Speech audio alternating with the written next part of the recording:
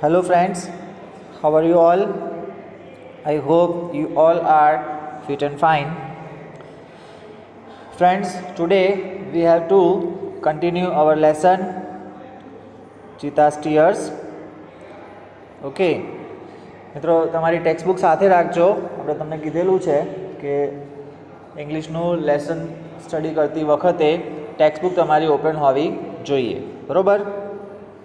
જેથી કરીને તમને કોઈ ડિફિકલ્ટ વર્ડ્સ કે કોઈ ક્વેશ્ચન્સ બીજા પૂછવાના હોય, ઓકે, તો એ તમે નોટ કરી શકો. એક પેન હાથમાં રાખવાની, બરાબર, અને ટેક્સ્ટબુક ઓપન કરીને લેસનને સ્ટડી કરવાનું, જેથી કરીને કોઈ ક્વેશ્ચન બીજું આવે ડ્યુરિંગ ધ વિડીયો તો તમે એને નોટ કરી શકો અને મને પૂછી શકો. મિત્રો, લેસનને આપણે આગળ ચલાવીએ તો આપણે આ લેસનમાં અત્યાર સુધી એ જોયું કે ઈડી નામનો એક શિકારી પ્રજાતિ ઝુલુ હન્ટર છે, શિકારી પ્રજાતિનો માણસ, જેને એક બહુ જ ખરાબ વિચાર આવે છે કે એ ચિત્તાના બચ્ચાને ટ્રેન કરી અને એની પાસેથી શિકાર કરાવીને, મતલબ કે મહેનત કર્યા વગર પોતે બધું જ ખાઈ લેવા માગે છે, અથવા એને મહેનત ન કરવી પડે એવી એ વ્યવસ્થા ગોઠવવાનું પ્લાન કરે છે. અને એના અનુસંધાને એ ચિત્તાનો પીછો કરે છે અને જ્યારે એ પાણી પીવા જાય છે એના બચ્ચાને ઝાડીઓમાં છુપાવીને, ઇન ધ બુશ, રાઈટ, તો એ સમયે એ બંને જે એના બચ્ચા છે એને ચોરી લે છે, બરાબર. જ્યારે માતા પાછી આવે છે, મધર ચિત્તા, ત્યારે એની હાલત બહુ ખરાબ હોય છે, બહુ ગુસ્સામાં હોય છે, બરાબર. અને પછી રડે છે. રડતા રડતા એને આખો દિવસ, છેક બીજા દિવસ સાંજ સુધી એ રડતી જ રહે છે, બરાબર.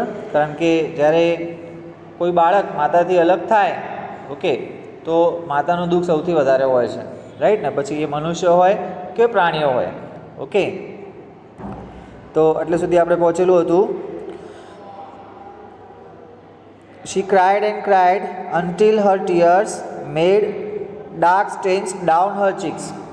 ઓકે, કેટલું રડી છે? She cried and cried for the whole night till the next evening. બીજા દિવસ સાંજ સુધી, આખી રાત રડી, બીજા દિવસ સાંજ સુધી રડતી જ રહી. અને રડવાના કારણે, કોન્સ્ટન્ટ રડવાના કારણે એટલું રડી છે કે જે કહેવાય એના ચીક્સ એટલે કે ગાલ નીચે જે કહેવાય ને ડાર્ક સ્ટેન્સ એટલે ડાઘ પડી ગયા, ઘાટા, ઓકે. એટલું બધું એ રડી છે કે એના ગાલ નીચે ઘાટા એકદમ જોરદાર ડાઘ થઈ ગયા, બરાબર ને? She cried and cried until her tears made dark stains down her cheeks. She was still weeping. અને હજુ બી તે રડી રહી હતી, ઓકે, હજુ પણ તે રડી જ રહી હતી, ઓકે. તો મિત્રો, અહીંયાથી આપણે સમજી શકીએ કે માતાનું એના બાળકો માટેનું પ્રેમ કેટલું વિશાળ હોય છે, અથવા કેટલું જબરદસ્ત હોય છે. એટ નાઇટ, હવે આમાં એક વર્ડ આવ્યો છે નવો, સ્ટેન્સ. સ્ટેન્સને અંડરલાઇન કરીએ મિત્રો. સ્ટેન્સ એટલે ડાઘ, okay. She cried and cried until her tears made stains down her cheeks. She was still weeping. અને હજુ તે weeping એટલે રડવું, ડુસકે રડી અને weeping કહેવાય, right. She was still weeping. જોરથી નહીં રડવું, પણ ધીમે ધીમે જે આપણે રડવાની ક્રિયા છે એને weeping કહેવાય છે. At night the mother cheetah cried so loudly. રાત્રે એટલું જોરથી એ રડી છે. At night the mother cheetah cried so loudly that she was heard by a wise man living in the village. એનો અવાજ ગામમાં રહેતા એક સમજુ માણસને પહોંચ્યો, બરાબર. એ સમજુ માણસ કોણ હતું? He was an old man, અને એ પણ એ જ પ્રજાતિનો માણસ હતો. તો એને આ લોકોને જે શિકારી પ્રજાતિ હોય મિત્રો, એમને પ્રાણીઓની બધી ગતિવિધિઓની ખબર પડી જતી હોય છે, બરાબર. શું થયું છે એનાથી એ વસ્તુનો અંદાજ લગાવી દેતા છે, બિકોઝ એ લોકો એમની વચ્ચે જ ઓલમોસ્ટ રહેતા હોય છે. તો એમની જીવનશૈલી, એમની ગતિવિધિઓ એ ખૂબ સારી રીતે જાણતા હોય છે. તો ઓલ્ડ મેનને ખબર પડી ગઈ, સમજી ગયો કે શું થયું છે, આખી ઘટના એને ખબર પડી ગઈ.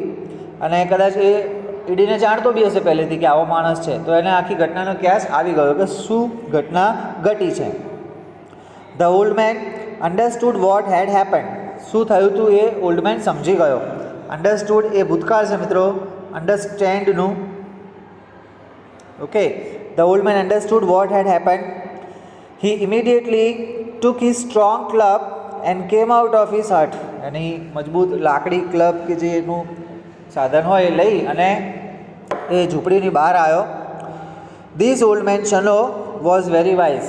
આ જે ઓલ્ડ મેન હતો શનો, એનું નામ હતું શનો, રાઈટ. એ ખૂબ જ વેરી વાઇઝ એટલે ખૂબ જ સમજુ હતો. He loved animals and knew all about them. કારણ કે તે પ્રાણીઓને બહુ પ્રેમ કરતો, તો એમના વિશે બધું જ જાણતો, બરાબર. He loved animals and knew all about them.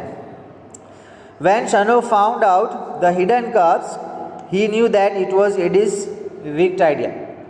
Okay, જ્યારે એણે એ છુપાયેલા બચ્ચા મળી ગયા સંતાયેલા, ત્યારે એને ખબર પડી કે ઈડીનો આ વિકેટ આઈડિયા છે, એટલે કે એનો ક્રૂર વિચાર છે. આ નિર્દયપણું એડીનું જ લાગે છે, બરાબર ને. He got angry with Eddie. એડીથી એને બહુ ગુસ્સો આવ્યો, બરાબર. He rushed to the hut and shouted I hate you Eddie. એ ઝૂંપડી તરફ દોડ્યો અને જોરથી બૂમ પાડી, આઈ હેટ યુ એડી, કે હું તને નફરત કરું છું. Everybody of our tribe will hate you.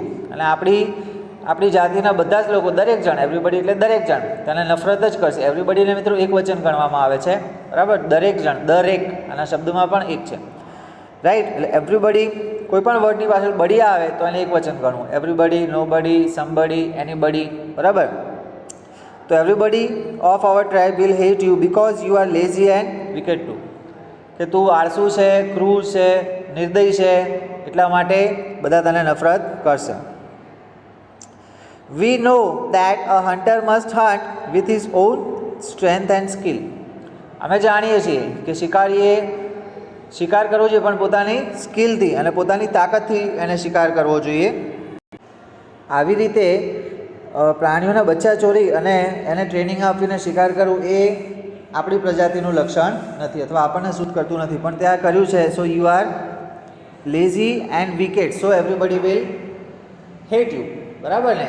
કે તું લેઝી એટલે કે આળસુ છો, અને વિકેટ એટલે તું દુરાચારી અથવા નિર્દય માણસ છો, ખરાબ માણસ છો, એટલે તને બધા લોકો નફરત જ કરશે. But you are a lazy hunter. તું એક આળસુ શિકારી છે. You are a thief. તું એક ચોર છે, બરાબર. You have broken the rules of our tribe. તે આપણી પ્રજાતિના નિયમોનો ભંગ કર્યો છે, નિયમો તોડ્યા છે. You have brought dishonour to our whole tribe.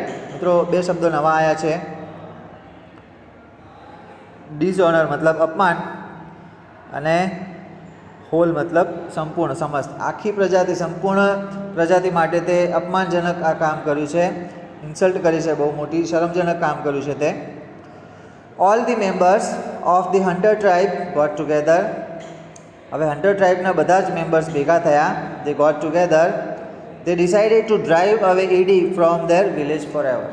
Okay, forever નીચે અંડરલાઇન કરો મિત્રો, ફોર એવરને અંડરલાઇન કરો. ફોર એવરનો મતલબ થાય છે હંમેશને માટે. એમણે એવું નક્કી કર્યું, બધા ભેગા થઈને નક્કી કર્યું કે ભાઈ હવે ઈડીને આપણે અહીંયાથી કામમાંથી કાયમ માટે કાઢી દઈએ, બરાબર. પછી શનોએ શું કર્યું? Shano took the cubs on his shoulders and returned them to their mother. શનોએ જે બચ્ચા હતા એને ખભા ઉપર ઉચકી અને એની માતાને સુપરત કર્યા. હી સો ધેટ. હવે એણે શું જોયું? મિત્રો આપણે આ બધા વચ્ચે એક મેઇન વાત તો ભૂલી ગયા કે માતાની શું દશા થઈ છે એ આપણે જાણતા નથી. તો શું જોયું એણે? તો he saw that long weeping of the mother cheetah had stained her face forever. કે આટલું લાંબુ રુદન કરવાના કારણે એના ચહેરા ઉપર સ્ટેન્ડ એટલે ડાઘા થવા, બરાબર. ફોર એવર એટલે હંમેશના માટે. તો હંમેશના માટે પરમનન્ટ ડાઘા થઈ ગયા. એટલા માટે આપણે જોઈએ છીએ મિત્રો કે ચિતાના ગાલ નીચે કાળા ડાઘા હોય છે, એ કદાચ આના કારણે જ હોય છે, બરાબર ને. સો આ દશા થઈ હતી માતાની, બરાબર. તો અહીંયાથી આપણે સમજી શકીએ કે માતાનો પ્રેમ એના બાળકો માટે કેવો અનહદ હોય છે. હવે મિત્રો આપણે થોડી ચિતા વિશેની ફેક્ટ્સ જાણી લઈએ. તો ફેક્ટ્સ અબાઉટ ચિતા. તો હાઇટની વાત કરીએ તો 100 સેન્ટીમીટર્સની હોય છે. એનું વજન, વેઇટની વાત કરીએ તો 65 કિલોગ્રામ્સ હોય છે. વેઇટ એટ બર્થ એટલે કે જન્મ સમયનું વજન કેટલું હોય તો કે 300 ગ્રામ હોય છે. Age of maturity. મેચ્યોરિટી એટલે પરિપક્વતાની ઉંમર, કેટલી ઉંમરમાં એ પરિપક્વ થઈ જાય, બરાબર. જેમ આપણી મનુષ્યની મેચ્યોરિટીની એજ 18 વર્ષની હોય છે, 18 યર્સ, એવી રીતે ચિતાના જે કહેવાય બચ્ચાની મેચ્યોરિટી, એજ ઓફ મેચ્યોરિટી એટલે કે એની પરિપક્વ થવાની ઉંમર જે 2 વર્ષ હોય છે. 2 વર્ષે એ પરિપક્વ થઈ જાય છે, મેચ્યોર થઈ જાય છે. હવે આઈડેન્ટિફિકેશન, એને ઓળખવો કઈ રીતે? તો the cheetah has a lighter body and its legs are longer than the leopards. Okay, ચિતાનું શરીર લાઇટર બોડી એટલે એનું જે બોડી હોય છે એ હલકું હોય છે લેપર્ડની કમ્પેરિઝનમાં, right. And legs are longer than the leopards. લેપર્ડના પગ કરતાં એના પગ લાંબા હોય છે, બરાબર. તો લેપર્ડ એટલે તો દીપડો થાય. ઘણા લોકો કન્ફ્યુઝ થઈ જતા હોય છે ચિત્તા અને દીપડા વચ્ચે, તો આ ફરક છે. It has isolated black spots whereas the leopard has cluster of spots. It has isolated black spots. Isolate ને અંડરલાઇન કરો. આઇસોલેટેડનો મતલબ થાય છે છૂટાછવાયા, બરાબર. અને લેપર્ડના જે કહેવાય બોડી ઉપર ક્લસ્ટર્સ ઓફ સ્પોટ્સ. ક્લસ્ટર એટલે એક જાતના ઝુમખા ટાઈપના હોય છે, બરાબર, ઝુંડ ટાઈપનું હોય. અને પેલા આના બોડી ઉપર છૂટાછવાયેલા હોય છે, બરાબર. હેબિટેટ્સની વાત કરીએ. હેબિટેટ્સ એટલે રહેઠાણ, રહે છે ક્યાં? તો હેબિટેટ્સ, હા. Cheetahs usually live in open forest, એટલે કે સામાન્ય રીતે ચિત્તાઓ ક્યાં રહેતા હોય છે? ખુલ્લા જંગલોમાં રહેતા હોય છે, right. Cheetahs usually live in open forest. Presently they are found mainly in Africa. Presently એટલે વર્તમાનમાં, હાલમાં તમને જો ચિત્તા જોવા હોય તો આફ્રિકા જવું પડે, ત્યાં જોવા મળતા હોય છે. We had lot of cheetahs in India. આપણા દેશમાં, ઇન્ડિયામાં પણ ઘણા બધા ચિત્તા ભૂતકાળમાં હતા. But the last one was shot by hunters around 1950. છેલ્લા ચિત્તાનો શિકાર 1950માં થયો હતો. આપણા દેશમાં પણ મિત્રો ભૂતકાળમાં બધી આખી દુનિયામાં શિકાર બહુ થયેલા છે પ્રાણીઓને. એના કારણે ઘણા બધા પ્રાણીઓ લુપ્ત થઈ ગયેલા છે, ઘણી બધી પ્રજાતિઓ ગાયબ થઈ ગયેલી છે. હવે જો કે કાયદા કડક થઈ ગયા છે, શિકાર ઉપર પ્રતિબંધ મૂકવામાં આવેલું છે બધી જગ્યાએ, રાઈટ. શિકાર કરવાની ક્યાંય છૂટ મળતી નથી, એ વસ્તુ સારી કહેવાય. હવે હેબિટ્સની વાત કરીએ તો it is the fastest animal on the earth. પૃથ્વી પરનું સૌથી ઝડપી પ્રાણી ગણાય છે ચિત્તા. Its top speed can be around 100 kilometres per hour. 100 kilometre પ્રતિ કલાકની ઝડપે દોડી શકે છે. But it can maintain the speed only for a very short distance. પણ આ ઝડપ એ થોડા ટાઈમ માટે જ એ દોડી શકે, નહીં તો ભાઈ થાકી જાય. એ માત્ર શિકાર કરવા માટે જ આ સ્પીડનો યુઝ કરે છે. Sometimes it can take a leap as long as 15 metres. 15 metre લાંબો તો કૂદકો પણ એ મારી શકે છે. It creeps silently. ક્રીપ્સ એટલે સરકવું, ધીરે ધીરે એ શિકારની પાછળ સરકે પહેલાં તો. It creeps silently behind the prey. પ્રેનો મતલબ થાય છે શિકાર. It creeps silently behind the prey and then leaps up to catch. અને પછી જમ્પ કરીને એને, લીપ એટલે કૂદવું, કૂદીને એને પકડી પાડે છે. લીપનો મતલબ થાય કૂદવું. It does not preserve its prey. Preserve એટલે બચાવીને રાખવું, કે બીજા સમયે કામ આવે. તો એના શિકારને બચાવીને નથી રાખતું. Okay. This sometimes causes death of cubs and young cheetah. નાના બચ્ચાઓનું, કબ્સનું મૃત્યુ થઈ જતું હોય છે એના કારણે, ભૂખના કારણે, કારણ કે પોતાનો શિકાર બચાવીને રાખતું નથી. It is a સોલિટરી creature. સોલિટરી એકલ અવાયો, જે એકલું અટલું રહેતું હોય, ઝુંડમાં ક્યારે ના જોવા મળે. It is solitary creature. It does not live in a group or herd. કોઈ ગ્રુપમાં કે હર્ડમાં એ નથી રહેતું હોતું. Its family separates as soon as the cubs are mature. જેવા બચ્ચા મોટા થાય એટલે ફેમિલી છૂટું પડી જાય છે, બરાબર. ડાયટ એટલે કે શું ખાય છે? તો medium size bucks are its main food. એટલે મધ્યમ કદના જે બક્સ કહેવાય, હરણો, એ એનો મુખ્ય શિકાર હોય છે, એને બહુ ભાવે છે. It also catches hares and large birds. Hares એટલે સસલા, અને લાર્જ બર્ડ્સ એટલે મોટા વિશાળ પક્ષીઓ, એમને પણ પકડે છે. કબ્સની વાત કરીએ તો the female gives birth to 2 to 4 cubs at a time. એક ટાઈમે 2 થી 4 બચ્ચાઓને જન્મ આપી શકે છે. They are very beautiful with long silver grey fur. Silver grey fur, રૂવાટી હોય છે એમના શરીર ઉપર, બહુ સુંદર લાગતા હોય છે એના બચ્ચા. The mothers calls them by giving a high pitched whistle like a bird.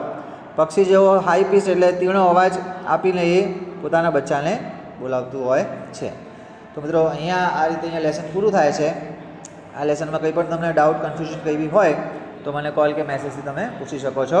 Homework તમને પછી મેસેજમાં કહી દેવામાં આવશે. Till then everybody good bye, have a nice day, God bless you.